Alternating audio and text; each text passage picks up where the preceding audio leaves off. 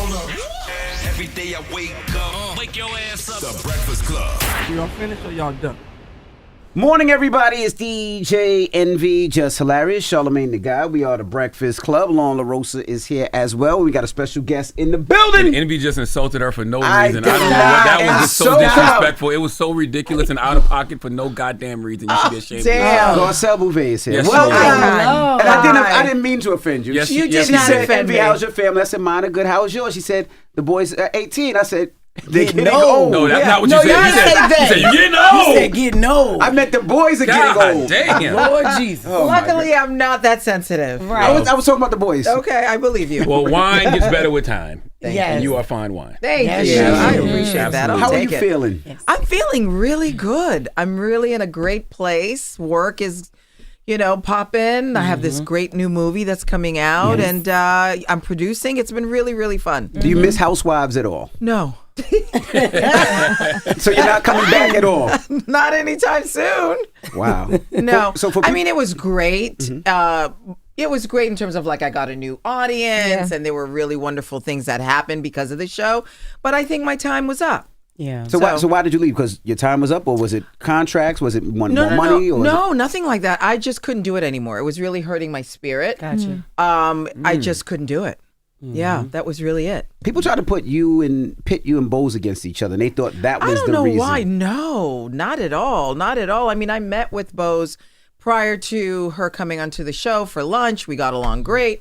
So no, it wasn't anything like that. It was just I couldn't physically, mentally, spiritually do it anymore. I'm big on discernment. How do you know, especially in this business, Yeah. when something does not agree with your spirit? You know what? I've been really great about choosing me when I'm faced with something. I've done it with, relationships. I've done it in other places where I felt like, if I don't choose me, it will probably not work out for me. Wow. Yeah. So, I have faith, and I just knew it was time. Yeah. Now, what is Sutton going to do without you? Girl, I don't know. That's on her. You were support, in a lot of ways. So, but you're on your own now, Sutton. My bad. When we had Beauvais up here, I'd asked her about the unfollowing on Instagram because that became a whole thing. You unfollowed some of the ladies. All the ladies. All of the ladies. When I left. Yes. Yeah. When I left. And I mean, the fans were commenting why they thought it happened, and she said that she thought maybe it was just like, you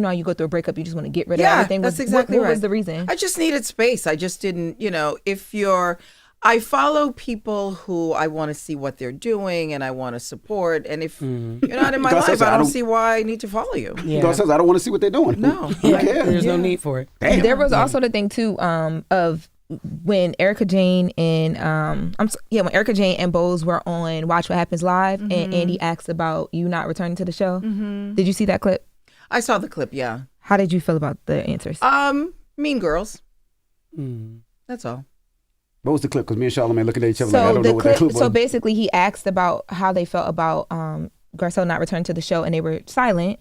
And it was like nobody wanted to say anything. And then when Erica said something, it was like, won't he do it? Like, it was like there was a weird pause, and we were trying to figure out what that meant. And the fans hopped in the comments when Beauvais was here and said that it was that there was no support from her to you. She said that wasn't true, but do you feel like she supported you through that season? I really don't want to go back there, honestly. I'm here for my movie. I'm producing. I'm selling shows. I just would like to stay on a positive note. I just want to apologize for my co-hosts. I mean, one of them called you old. Now they're bombarding you with Housewives questions as if you're not here to promote two movies. This is crazy. I don't know what's going on. This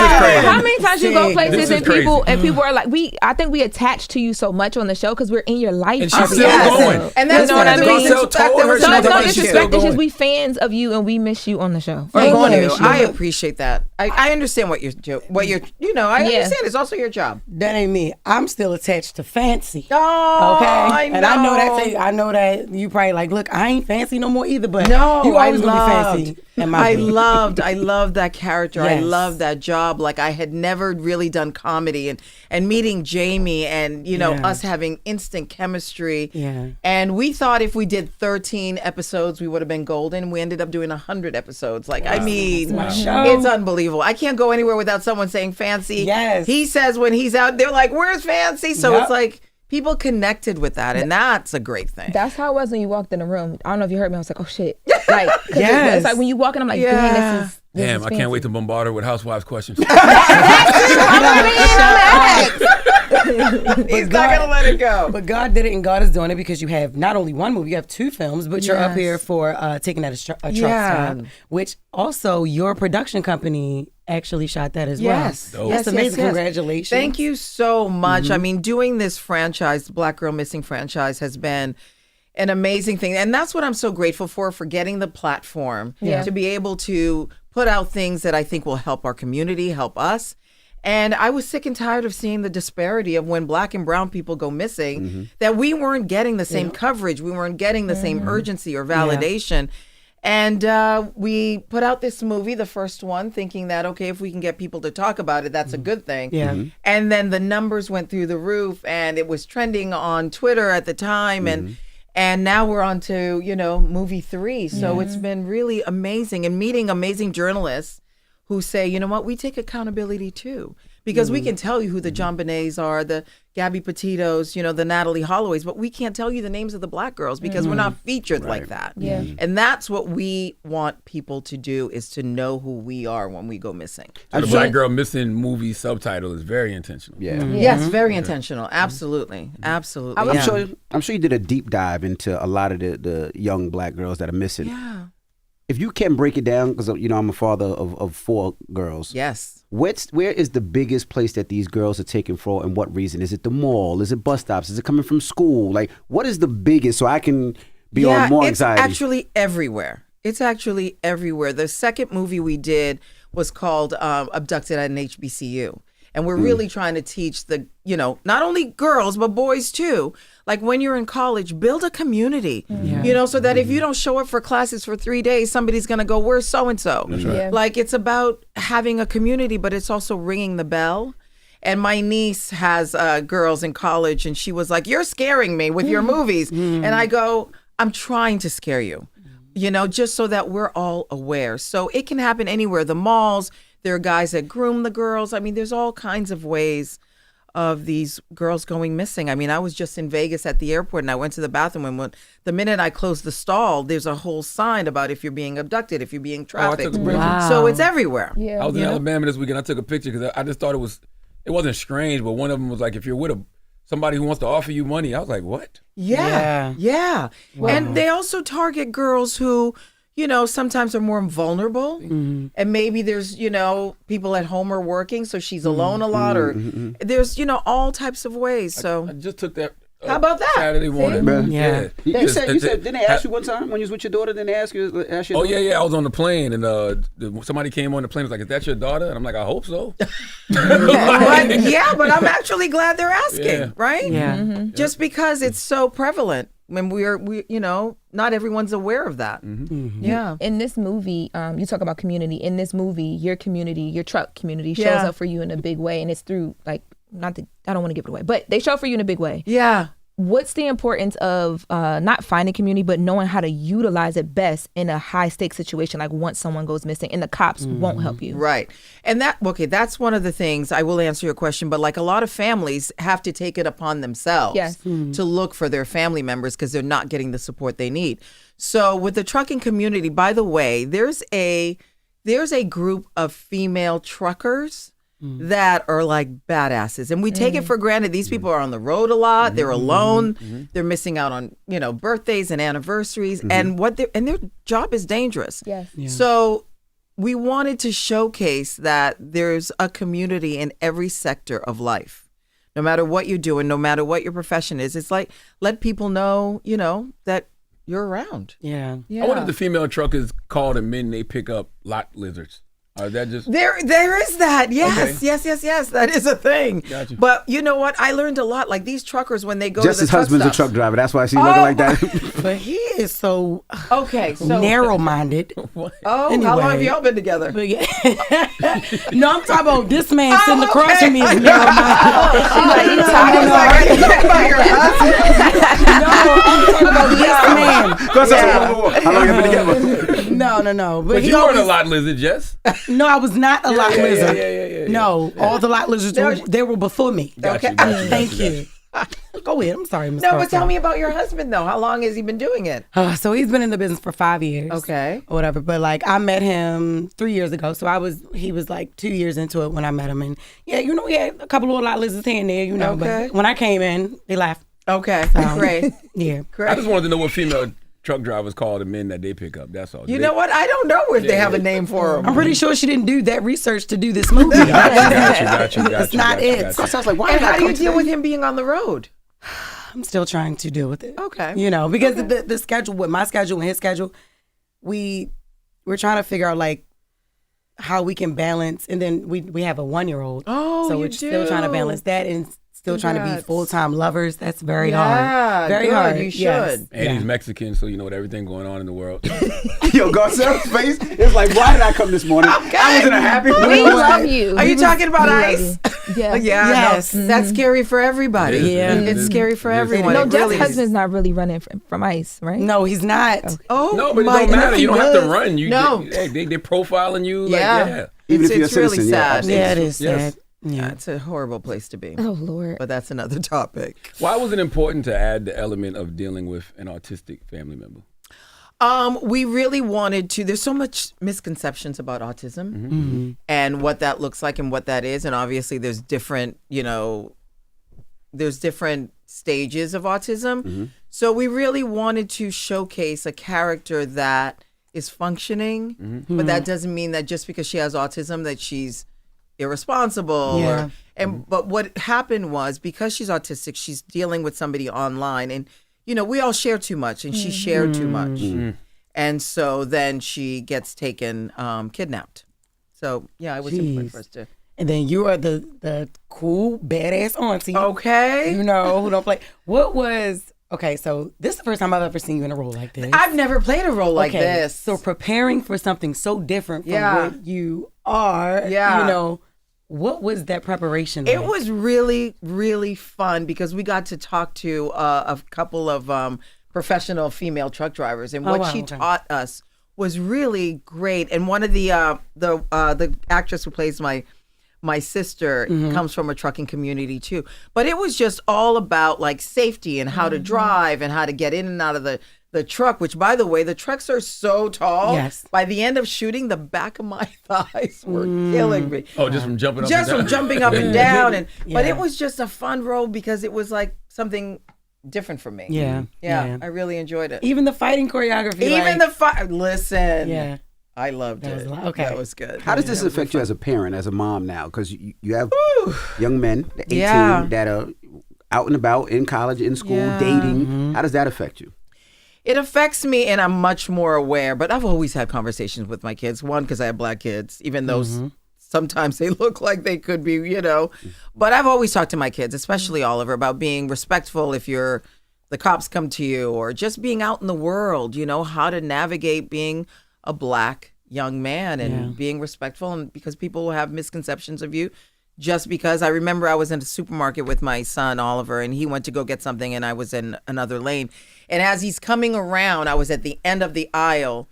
And so in between us was this older white woman. And the minute she saw Oliver, she clutched her purse, and you could tell she got tense. And I thought to myself, if anything happened to you, he would be the first one to come and help, But it's just how we're seen sometimes, I think we should insult people when they do that. Be like, I don't want it, it's fake.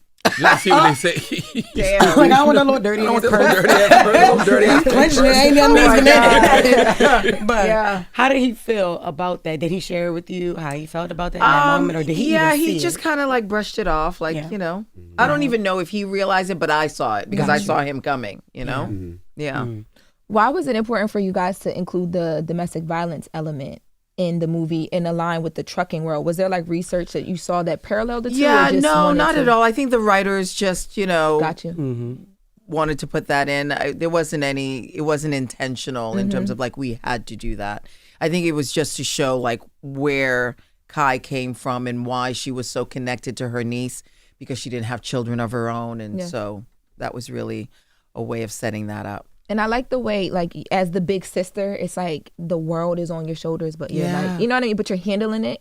And then when you reveal certain things about yourself in the movie, it shows you as human too. Oh, thank you. Yeah, I mean, I love the fact that we had like that sister, complicated, complex relationship. We loved each other, but there was still friction, like in real life. And then I also loved my relationship with my niece too. I think there's a sweet side of how she looked up to her and their bond, which I thought, was nice. When you and the producers get around, y'all ever say, man, we're tackling a lot of themes, right? You got autism, you got domestic violence, stalking, the lack of vulnerability in Black women. Like, do you ever think to yourself, okay, maybe this film got too many nuances? No, we didn't think of because I think life is complex. I think I don't think everything is just streamlined and everything's perfect. So in telling this story, we felt like that was okay, and it worked without being heavy-handed or, hitting you over the head. It felt like it could be real. Yeah.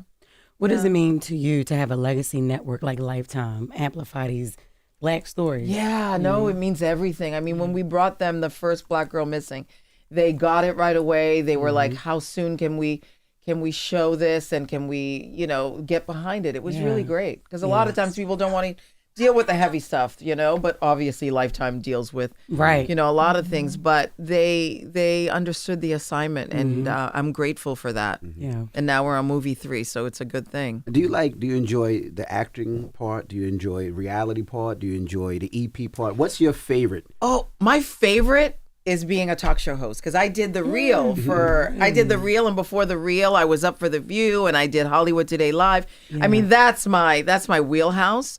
But I'm a Sagittarius. We get bored easy. So I like doing getting up and doing the same thing every day and all that every day. That doesn't. No, a lot of people, I like doing different things. You know what I mean? I enjoyed the reality for what Morning, it was. everybody. It's DJ. I'm sorry, Garcelle. That's okay. I don't know what's happening today. It's because you look so good. You're just setting things off in here. That's what's happening. I don't know what Whatever they're saying to try to make you feel better, I don't know what's happening. That was crazy. But anyways, I like doing challenging myself and doing all kinds of things. But producing now, I'm really enjoying and going into a room and pitching to networks. I mean, it's a new side of me that if somebody told me when I first started this industry that I would be doing that, I'd be like, there's no way. But I really enjoy it. Yeah. Because I didn't see that because we weren't really allowed back then. If you were an actor, you were in that lane, and things are different now. So it's been really cool to just, So even when you saw Black producers, Black writers, Black directors back then, you never thought it was possible for you? No. Wow. No.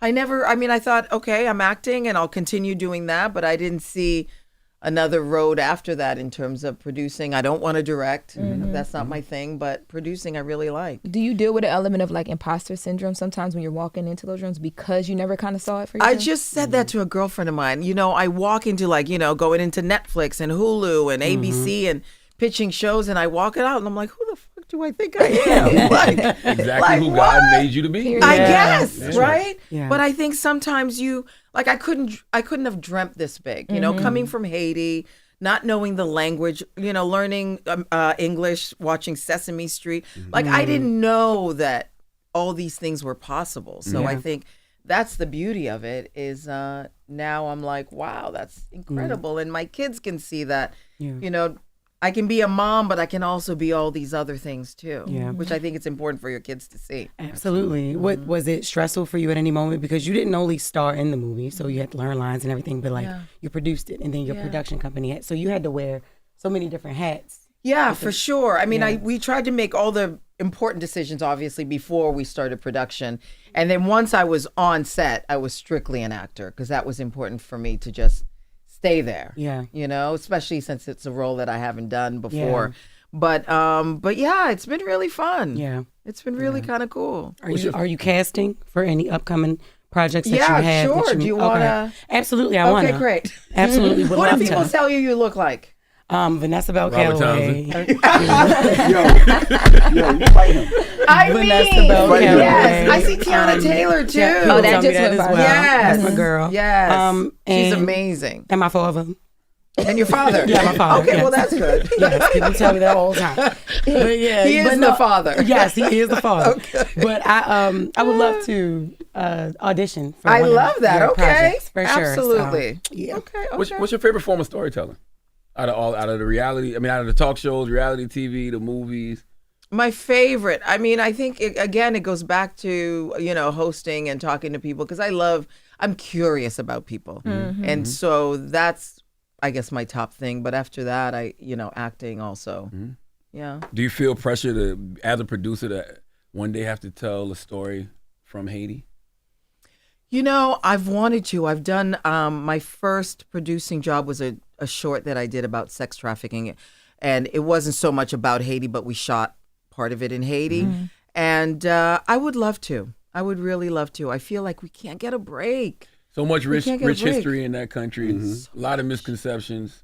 So much. Yeah. So much. I mean, I feel like it's been decades, centuries since we've had hardship. And every time we think we're going to get to a better place, we're knocked down. So it's really discouraging and hard to watch. I didn't know you couldn't speak English when you first came over. No, I couldn't speak a lick of English. Listen, I moved in January, didn't speak a word of English, never seen white people, and we moved to Massachusetts in January. Damn. I was like, what is happening?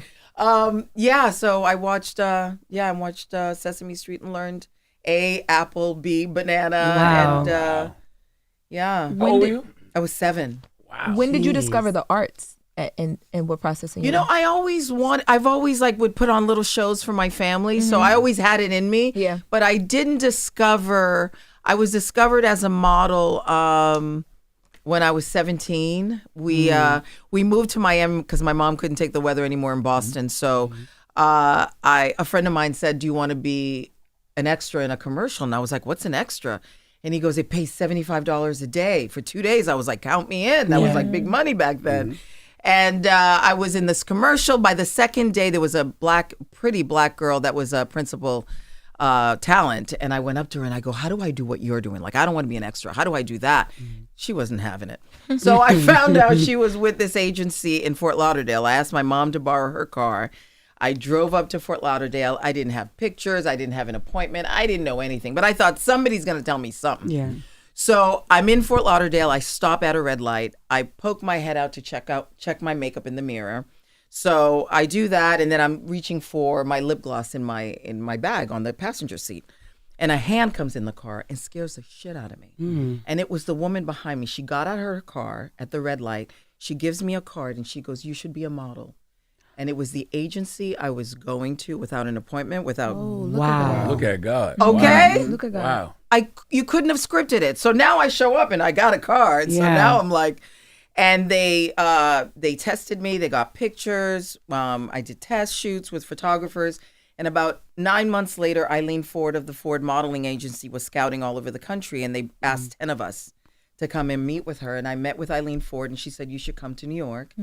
And I moved to New York at 17. The model's apartment was full, so I lived with Eileen Ford and her husband, Jerry, on 71st and Madison. Oh, wow. Didn't know anything. And that's how my modeling career started. Wow. And how did you become fancy in the Jamie Foxx show? Well, I started She doing said fancy like 3 times. Okay. She loved fancy. You can tell that. I know. I moved to LA by then, and they were auditioning girls. And every time I had a modeling gig that I had to do, so I kept on canceling the audition. And finally they were like, "You've got to come in." Yeah. So I go in, and at the time that was when the R. Kelly Down Low video was out. Okay. Right? With Mr. Biggs and myself. Yes. You was Mr. Biggs' wife, right? Yeah. And Jamie came up to me while I was waiting in the lobby. He goes, "You know how much I requested that video?" Because that's when you had to request videos. And so I went in, we read, and I thought, there were other girls that were by far, had more acting ability than me. And so I left thinking, okay, at least I did it. Yeah. And then when I got the job, I was like, "Oh, shit. Wow. Yeah. That's crazy." And we hit it off, and we've been friends ever since. I was at Corinne's wedding recently. Yeah. And Amazing. yeah, he's a good man. So even back then, right, you never have like a little crush on Jamie? Oh yeah, we both had a crush on each other, but we said we weren't going to do anything. Okay. And I got engaged 2 weeks before we wrapped, and he goes, "You couldn't wait?" I just had to ask that child question. Like, I know that because y'all chemistry was like that. Yeah. So I just had to ask. Yeah, we did. Yeah. I want to talk about the power of community real quick, because you said you moved from Massachusetts to Miami. How did moving to Miami and being around more people that look like you, and I'm sure more Haitians give you a confidence boost? It was everything. It was everything because one, my mom wanted to be closer to Haiti so she could visit family. But going to school with kids that had hair like me, that looked like me, I mean, it just changed everything. But when I first went to school, they were like, "Oh, she thinks she's white." But that's because I learned English, in Massachusetts, right? Yeah. So, but it was everything. It changed everything. I felt like I finally belonged, because when I first went to school in Massachusetts, I was the only Black girl. They would touch my hair. They would, grab my hair. They didn't, they'd never seen someone like me. Did you shrink in Massachusetts? Were you? I don't know if I shrank because I was so young. I don't know if I knew if that was happening, but I still flourished, I was cheerleading, I was dancing. So my mom made sure to keep me busy. How do your kids deal with it now? Because it's kind of the same as when you were in Massachusetts, right? Well, it's different now. I mean, they would go to school with Black kids, it's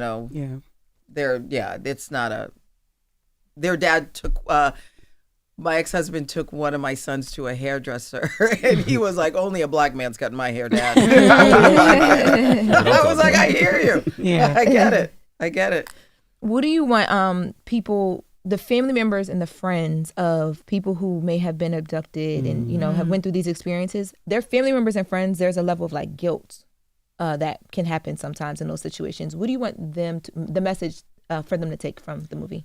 The message is that we want them to be seen. We want them to get help. And I think, things happen. You can't feel guilty for that. I think no matter how well you watch your kids, I mean, things are going to happen in life, right? But it's really about this movie is starting a conversation, making sure the families that have missing family members know that they're being seen and that they should be helped just like everybody else.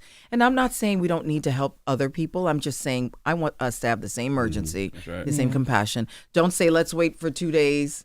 They'll come back because we all know the first 48 hours are the most crucial. Yeah. Don't say, oh, they're on drugs, they're runaways. Like, give us the benefit of the doubt as well. That's important to me. And one of the worst places that I've witnessed was LA. If there's a missing person, it seems like they will wait to the last minute. It got to the point where my wife's friend, she actually passed, but we were calling, please go by the house, check the house, this, that, and the other. They were like, we're too busy.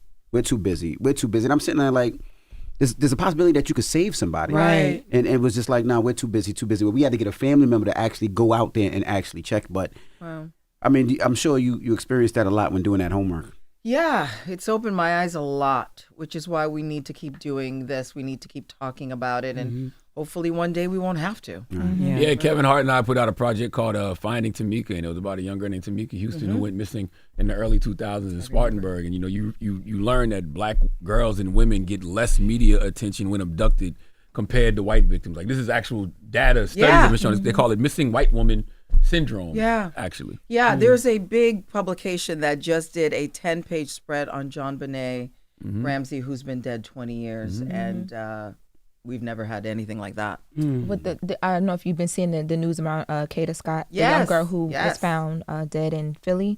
I remember when her story first broke, I was watching it on like the local, and my grandmother called me about it. And then I remember I started seeing other outlets pick it up slowly. But it was just, just seeing, when I was watching the movie yesterday, I thought about her story because it took some time for people to even know what was happening with her. And they were begging for the public to help, and they needed help to find her. Right. Or even the documentary I just watched not too long ago, Where's Amy Bradley? Amy Bradley been missing for what? It would be now for like 20 years, but no slight to her and her family or anything like that, but it's like, we don't get documentaries. People don't look for us that long, if they ever do. They just move on. So that's definitely disheartening. Thank you for giving me the time, because you guys have a great platform and we want everybody to watch this movie, and let's keep talking about it. Absolutely. Garcelle, I need to get the fuck out of here. Okay, y'all can y'all wrap this up? Let's wrap this up. She about to go back to Housewives. This is about to be fancy. I'm getting out of here. Can you tell us why you didn't end up on The View? Oh, well, they just went another way. Okay, because I listen to you talk all day. When is Tempted to Love coming out? January 31st. January 31st. Okay. Yeah. The first one out, I'm like, okay, when is Wait Tempted till to you Love see coming out? who's coming on board. Okay. Fun. Okay. I like my job. I know that's right. How about if I come on, but no. Garcelle, we appreciate. She's like, look, enough's enough, man. This one trying to jump in my film. This is like enough's enough. We appreciate you. Thank you so much. Thank you. And definitely check out Taken at a Truck Stop. Comes on the 25th of this month. That's what, Saturday? Saturday. Definitely check it out. And thank you so much. Thank you. It's the Breakfast Club. Good morning. Hold up. Every day I wake up. Wake your ass up. The Breakfast Club. Y'all finished or y'all done?